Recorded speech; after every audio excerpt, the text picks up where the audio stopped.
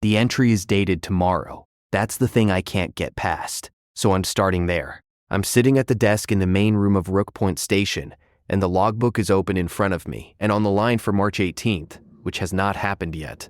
Someone has filled in the 2 o'clock observation. Temperature, -20.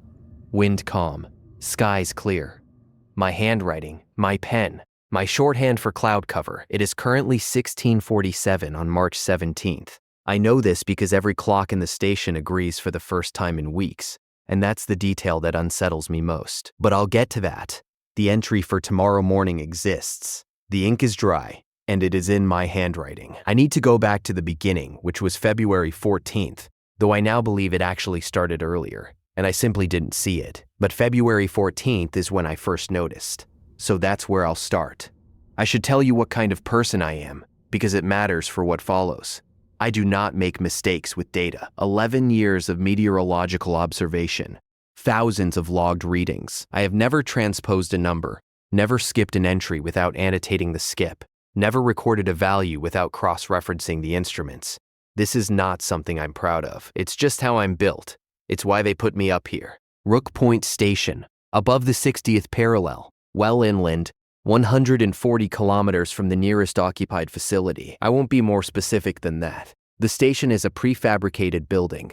Main room with instruments and radio desk, small kitchen, bedroom, bathroom storage area. Outside, the instrument field sits 50 meters from the building behind a wildlife fence. Thermometer screen, barometer housing, wind mast, precipitation gauges, ceilometer. I do manual observations every 3 hours around the clock. 2 o'clock, 5 o'clock, 8 o'clock, 11 o'clock, 14 o'clock, 17 o'clock, 20 o'clock. I communicate with the Regional Coordination Office in Whitmore by HF radio twice daily, at 8 o'clock and 20 o'clock. Supply drops come every 3 weeks by helicopter. There is a satellite phone for emergencies. I took the posting because it paid well, and because I needed to be far from the person I'd become. A divorce I won't discuss. A year in my brother's spare room in Calgary, drinking, sleeping until noon, accomplishing nothing. When the Rook Point contract appeared, 12 months, solo hazard pay plus isolation bonus, I signed the same day. My therapist said isolation could worsen my state. I told her I wasn't going there to heal. For the first 5 weeks, the work was exactly what I needed. The repetition was calming.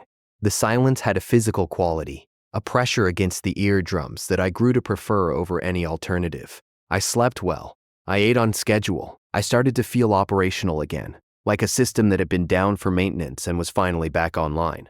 Then February 14th, I woke at 6:30 and went to the main room to begin morning checks. I opened the logbook to record the night's gap. I deliberately skipped the 2 o'clock observation to get longer rest, which I do occasionally. The automated instruments capture continuous data anyway, but the 2 o'clock line wasn't empty. There was a full entry. Temperature, pressure, humidity, wind speed and direction, cloud cover, SCT-025. Scattered clouds at 2,500 feet. My handwriting. My notation style. My pen. I checked the automated readings for 2 o'clock.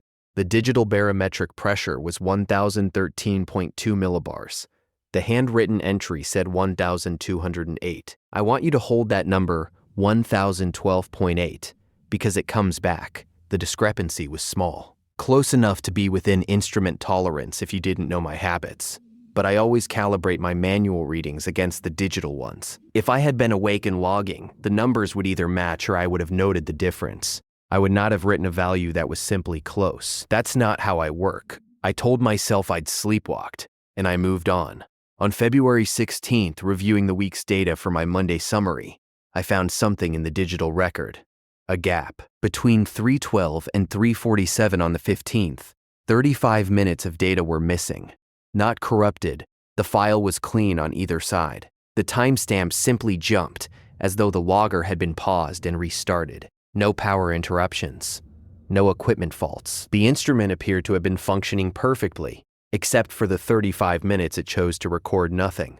I mentioned it to Dave at Whitmore during the Monday morning check. Dave is the coordination officer I speak with most often. He has a steady voice, unhurried. Been doing this a long time. Probably a card issue, he said. You got spares. Plenty. Let me know if it happens again. Already done. Good. Pause. Anything else? I almost told him about the handwritten entry, but it felt too small, like describing a dream to someone. So I said no. Nothing else. On February 19th, another gap, 150 to 225, and another handwritten entry at 2 o'clock that I hadn't made, recording wind at 12 knots from the northwest. The automated readings before and after the gap showed 4 to 5 knots from the west. A jump to 12 from a different direction, with no corresponding gust on the anemometer trace, hadn't happened. The atmosphere doesn't work like that, but there it was, in my handwriting. I went back through the entire logbook that morning, every entry, every page, compared against the digital record and against my memory.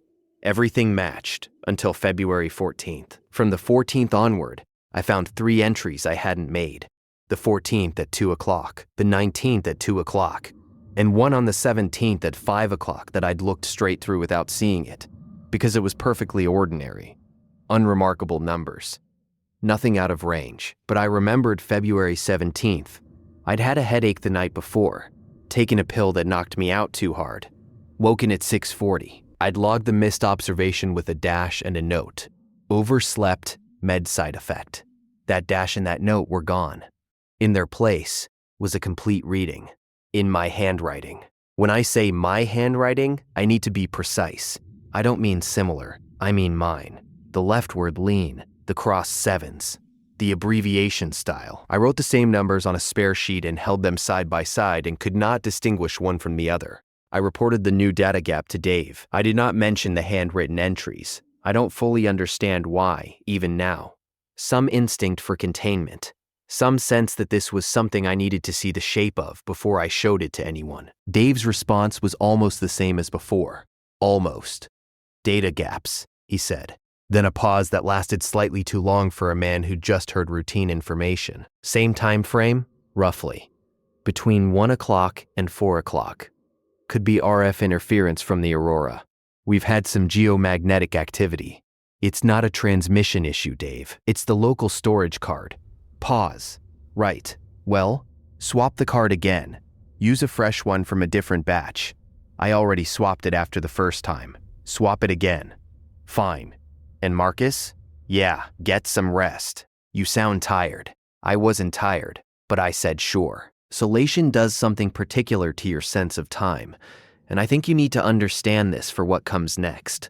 When you are alone for weeks, days lose their edges. They stop being separate things and become a single continuous surface, marked only by the clock and the observation schedule. The routine is the architecture of your reality. If someone were to shift that architecture even slightly, you'd feel that something was wrong before you could say what. A low hum of misalignment, like a frequency just outside hearing range. On February 22nd, I sat down at the radio at what I believed was 8 o'clock for the morning check-in. Dave didn't answer. I tried again at 8:10. Nothing. I looked at my watch. 8:12. The wall clock. 8:12. The data logger's clock, which is synced to GPS satellites and is, by definition, correct. Read 7:12. Both my watch and the wall clock were exactly 1 hour fast. Not drifted. Set.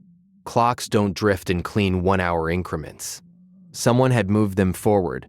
I adjusted them and completed the check-in at the real 8 o'clock. Dave answered normally. I said nothing about the time, but I added it to the accounting I was keeping in my head. Handwritten entries I didn't make, data gaps, a time shift of exactly 1 hour. That night I didn't sleep. I sat in the main room with every light on, watching the door, the desk, the logbook. I watched for 8 hours. Nothing happened. I made the 2 o'clock and 5 o'clock entries myself. At 8 o'clock, the radio check. You sound rough, Dave said. Didn't sleep. Bad night? Yeah. Weather keeping you up. Then Dave said, you know, Marcus, the first winter is always the hardest. You start noticing things that aren't there. It's normal. The brain fills in patterns where there aren't any. I hadn't told him I was noticing things. I'd reported data gaps and said I had a bad night. The brain fills in patterns where there aren't any is not a response to either of those statements. It's a response to something I hadn't said. Over the next 3 days, I set up an experiment. I photographed every page of the logbook. I locked it in the storage cabinet, which has a padlock, and kept the key in my coat pocket, which I slept on. I set the station's camera to capture one frame every 30 seconds, aimed at the desk where the logbook normally sits.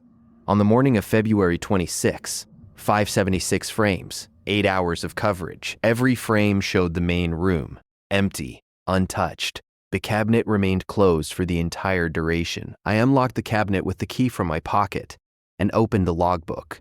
There was a new entry at 2 o'clock, February 26th. My handwriting, full observation. I compared it to the photograph I'd taken of that page before locking the book away. In the photograph, the 2 o'clock line was blank. The cabinet had not been opened. The camera showed no one in the room. The logbook had been locked and the key had been under my body. And the entry existed. I sat on the floor of the storage room. The concrete was cold through my pants. I pressed my hands against my face and I tried to think the way I think about data. Cleanly, systematically, without narrative. I could not produce an explanation that was consistent with all the evidence. I made a decision that morning. I would not report any of this to Whitmore. My reasoning was that anything I said would sound like a breakdown, and they'd pull me, and I'd lose the contract, and I'd be back in the spare room. I told myself I'd keep investigating. Looking back, I think the decision might not have been entirely mine. I think something about the situation was already guiding me towards silence, though I can't say what or how. On February 28th, there was a storm. I want to be specific about this because what happened to the record of it is important.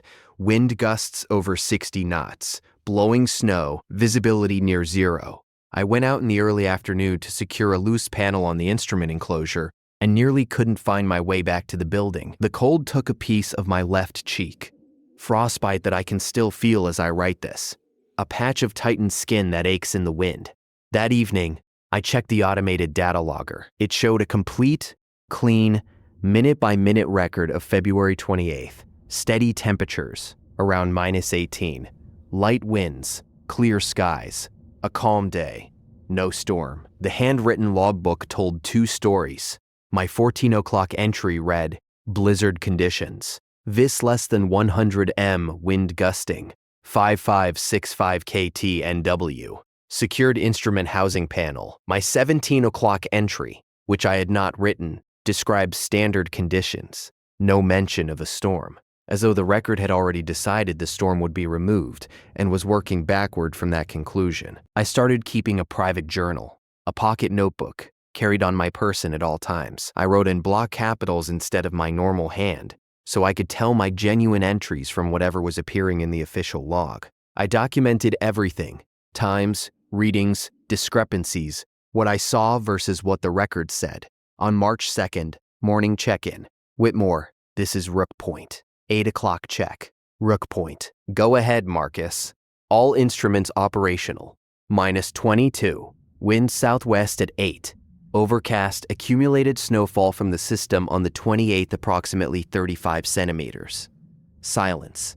Not a pause. Silence. The kind where you become aware of the static, the hiss of the carrier wave, and under it, something that might be the sound of someone holding their breath. Then, copy all. Marcus, we don't show a system on the 28th for your area. Our records have you clear and calm for the last 6 days. That's not correct, Dave. We had a significant blizzard. Sustained winds over 50 knots. I reported it in the 20 o'clock check that evening. Another silence, longer this time. When Dave spoke again, his voice was the same pitch, the same cadence, but something underneath it had shifted. The way a room feels different after a piece of furniture has been moved, even if you can't immediately identify which one. I'm looking at the check-in log for the 28th. Your 20 o'clock report reads, conditions clear, -19, winds light and variable. All instruments nominal. That's what I have, Marcus. I didn't say that. It's what's logged here. Then your log is wrong. Okay, I'll make a note. Could be a transcription error on our end. Dave, I have frostbite on my face from that storm. You might want to have that looked at on the next supply run. Doesn't take a storm to get frostbitten up there. The conversation ended as they always do. Check complete. Rook Point standing by. But I sat at the radio for a long time afterward, listening to the static. 2 possibilities. Either Dave was lying to me about what his records showed, or his records had been changed too. I didn't know which was worse. If it was the first, then a person I spoke with twice a day was deceiving me for reasons I couldn't fathom. If it was the second, then whatever was happening to my logbook wasn't limited to this station. From that point, I reviewed my pocket journal compulsively. Every few hours I'd take it out, read through the entries, verify them against my memory. They matched.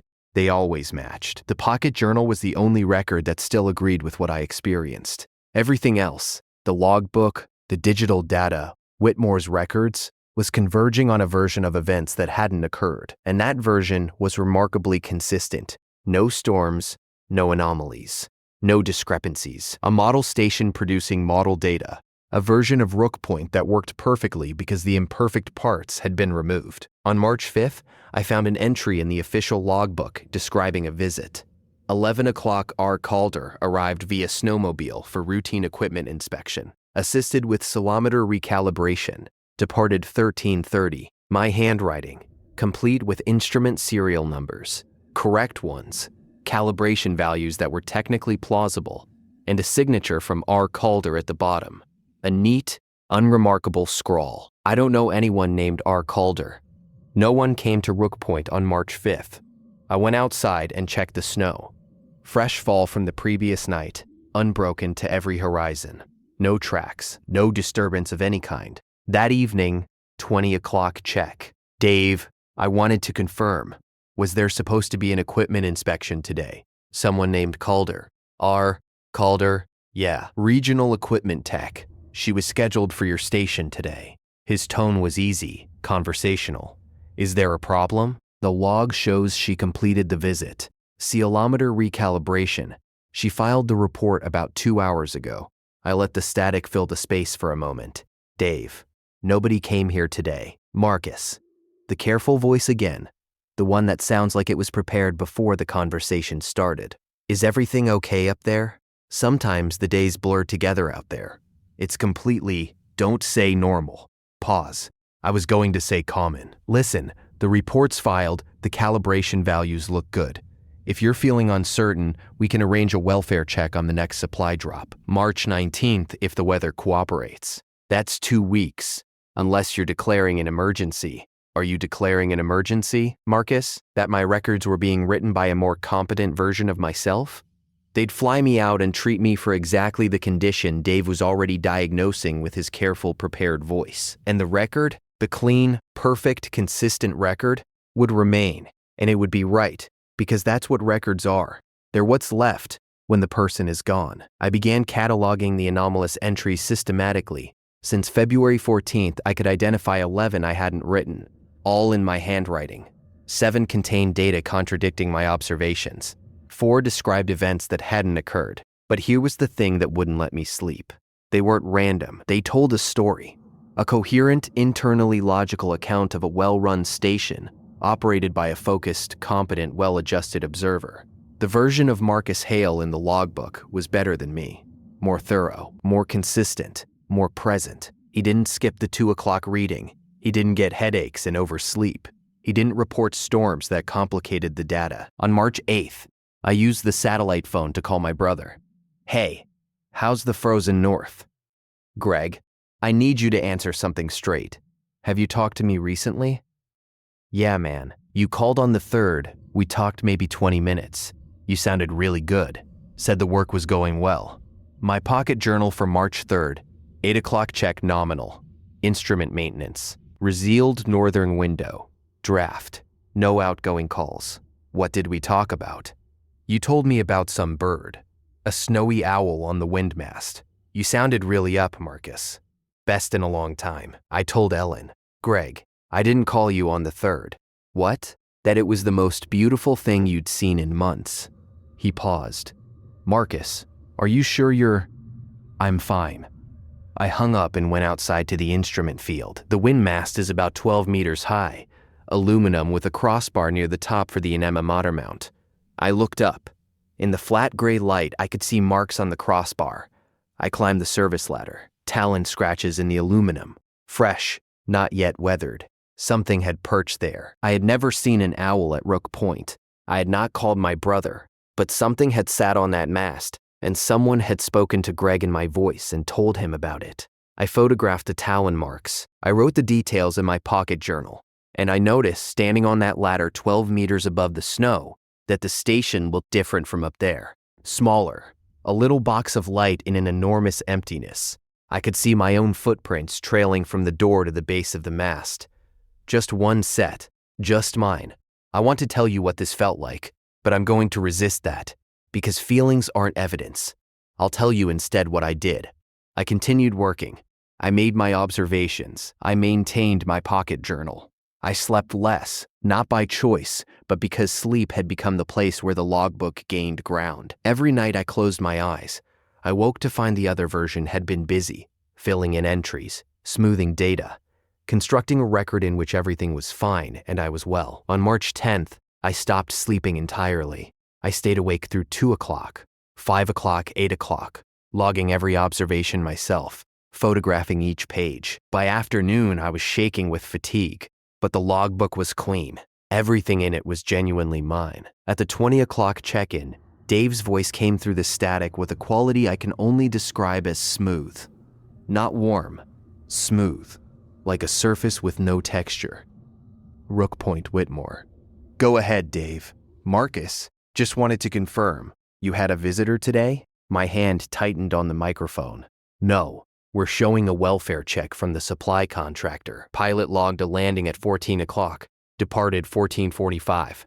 Nobody landed here. Dave, I was awake all day. I haven't slept in 36 hours. I would have heard a helicopter. The pilot's report says you were in good health. Station in order. No concerns.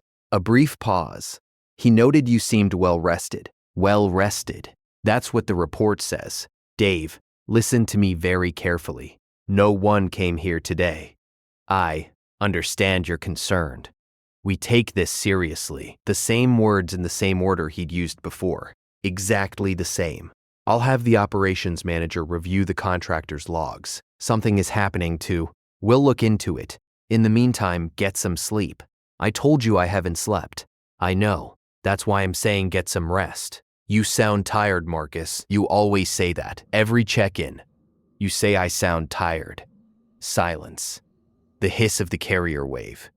Then, get some rest. We'll talk tomorrow at 8 o'clock. After the check-in, I opened the logbook to the current page. There was an entry at 14 o'clock describing the helicopter visit. Pilot name, tail number, duration, a welfare checklist. Under mental state of operator, it read, alert and in good spirits. I had been staring at the instruments, fighting to stay conscious, writing notes in my pocket journal. I had not left this chair. I had not written this entry. But the logbook was on this desk, in front of this chair, and the entry was in my handwriting. I picked up the pen, the same pen. I wrote my name on a scrap of paper, Marcus Hale. Then I looked at the 14 o'clock entry. The handwriting was not similar to mine. It was mine. The same pressure, the same angle, the same idiosyncratic formation of every letter. I turned the page and pressed my fingers to the back, feeling for the impression of the pen. It was there. The right depth, the right hand. I closed the book. On March 12th, I went through the entire logbook from my first day, January 2nd.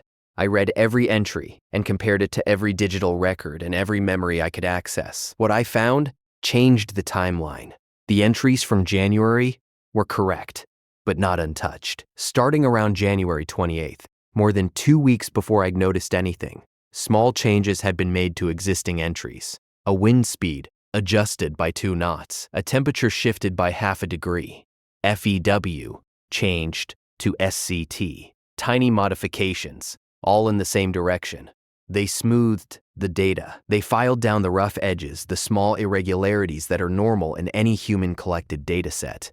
They made the record more consistent than reality ever is. 43 changes. I counted them using the photographs I'd taken as part of routine documentation in my first weeks. 43 places where the page no longer matched the photograph. Always small, always in my handwriting, always making the data cleaner, better, more perfect. The frequency increased over time, 1 or 2 per week in late January, 3 or 4 by early February. Then the new entries started, and the edits accelerated, and by early March, the logbook was more fiction than record. The timing of the changes was important too. They clustered at night but weren't limited to it. Some had been made to entries I'd written during the day and then walked away from. Entries I'd logged at the desk and left to go make coffee. Entries I'd completed, stood up, gone to the bathroom, come back. And they'd been altered. Not while I slept, while I was in the next room. On March 13th, I wrote a 14 o'clock entry and then stared at the page without looking away. 3 hours. My eyes watered and blurred, but I did not look away. Nothing changed. Then I went to the bathroom. 4 minutes, maybe less. When I came back, the wind speed had been changed from 15 to 11. I had deliberately pressed hard when writing 15, pushing the pen into the paper. The 15 was gone. In its place, an 11, lighter, in my handwriting. No sign of erasure. No evidence of correction. I turned the page and felt the back for the indentation of the original entry, the deep groove of a pen pressed hard. The indentation said 11, not written over, not corrected, replaced, as though 15 had never been there. The 20 o'clock check-in that evening. Rook Point, Whitmore. How are you doing tonight, Marcus? A pause I was learning to recognize. The breath before the prepared statement. Listen, I wanted to let you know the operations review came back on those data discrepancies. Everything checks out. No anomalies on our end. The data looks clean. The data looks clean. That's right, clean. I understand it might not feel that way from your perspective. Isolation can affect perception. It's well documented. We actually see this fairly often with solo station operators. How often? Concerns about record integrity. Feeling like data's been changed. There's a term for it in the operational literature. I'd have to look it up. You said that before. Said what? That you'd have to look it up. Those exact words. Last time we discussed this. Silence. The static seemed louder. Then, the point is, it's not unusual. Doesn't mean anything is wrong. Dave, are you reading from something? I'm just trying to be helpful. Who else is listening to this? Nobody. Just me. Standard check-in. He paused. Same as always. Okay. Anything you need? Supplies, equipment? No. All right. Get some rest. He said it the way he always said it. The same intonation, the same placement in the conversation, the same words.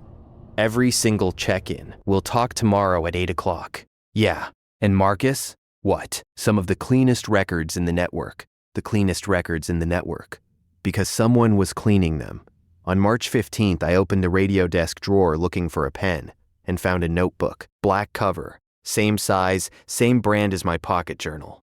I held it in one hand and took my pocket journal from my coat with the other. Identical. I opened the one from the drawer. Glock capitals. My altered handwriting, the style I'd adopted specifically for my private notes, to distinguish them from whatever was appearing in the official log. Timestamps, observations, personal remarks, all structured exactly like my own journal. But the content was different. It described calm days where I'd recorded storms. It described the R. Calder visit. It described radio check-ins where I'd reported all well on days I'd reported concerns. It was a pocket journal for the other version, as though whoever, whatever, was editing the official record had anticipated that I would keep a private one, and had built a corresponding private record to match. The first entry was dated February 14th, the same day I first noticed a discrepancy. It began, settled into the routine here. Everything functioning well. The solitude is a gift. I would never write that. The solitude is a gift is not a sentence I would produce. But everything else, format, handwriting, level of detail, was me. The most recent entry was dated March 14th. Good day. Clear skies, light wind. Data quality continues to be excellent. Spoke with Greg. He says Ellen is pregnant. Happy for them.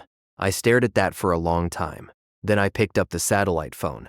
Hey, Marcus, is Ellen pregnant? Silence. How did you? We just found out yesterday. We haven't told anyone. I was going to call Mom first. His voice had an edge of confusion that sounded entirely painfully real. How do you know? I hung up. The other journal knew something I didn't know. Something that hadn't been communicated to me by any means. It wasn't a fabrication. It was a record of events that were actually happening. Just not happening to me. Or not to the version of me that experiences sitting here, in this chair, writing this account. Something that used my handwriting and my voice and my habits was living at this station alongside me. Not visibly, not on camera, not in any way I could detect. But it called my brother. It spoke to Dave. It received visitors. It kept immaculate records. And it knew things, real things, verifiable things, before I did.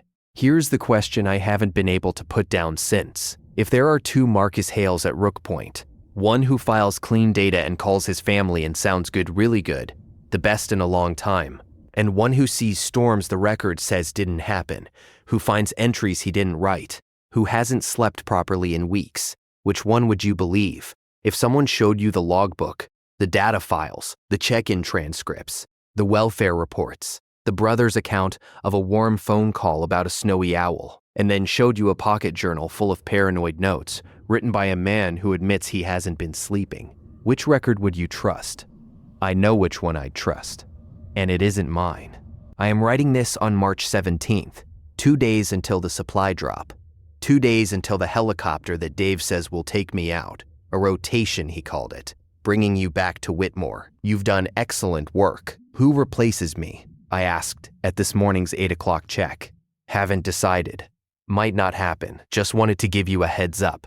And the replacement will have access to all my logs. Of course. Continuity of record. Standard. Check-in archives. Everything's archived. You know that. So the next person will find a complete record of my time here. Everything in order. That's right. You should be proud. And if I told them the record was wrong, if I showed them my private notes, different observations, different events. Dave paused. When he spoke, the words came in a rhythm I'd heard before. Not similar, identical. The same cadence, the same slight emphasis on the same syllables as the last time he'd addressed my concerns. They'd probably think the isolation got to you, Marcus, which is what I think too. And I say that as someone who cares about your well-being. You've said that before. Said what? Those exact words. As someone who cares about your well-being. Same sentence, same inflection. Marcus, carry or hiss. The sound underneath the sound. Then, get some rest. We'll talk tomorrow at 8 o'clock. I looked at the logbook. The entry for the morning check-in was already written, though I'd only just finished the conversation. 8 o'clock check-in. All nominal. Discussed upcoming rotation with Whitmore. Looking forward to a change of pace. Feeling good. I didn't write that. The 2 pocket journals are on the desk in front of me. I've been keeping both. Each morning, the other journal has new entries I didn't write, describing a day I didn't live. Yesterday, it described me, him, making soup, reading a paperback, watching the sunset. I spent yesterday pulling the radio desk apart looking for transmitters. I didn't find any. This morning, when I took the 2 journals out to compare them, I noticed something. The other journal's cover was softer, more worn. Its spine was more deeply creased, its pages more thumbed. It looked like it had been carried in a coat pocket for months. Mine looked newer. I checked again an hour ago, and I wasn't certain which one I'd pulled from my pocket and which I'd taken from the drawer. The covers feel the same now. The same degree of softness. The same wear at the corners. The entries in both go up through today. In one, today has been calm and clear. In the other, today has been what I've just described. I'm going to try to sleep tonight. I'll put this account in an envelope with a name on the front and keep it in my coat pocket. I'll lie down and close my eyes, and in the morning either I will wake up or the other one will. And I am no longer confident I'll know the difference. The light is going. The instruments hum. The station is quiet in the way that only true emptiness is quiet. Rook Point Station, March 17th. The observer is present. The data is clean. The data has always been clean.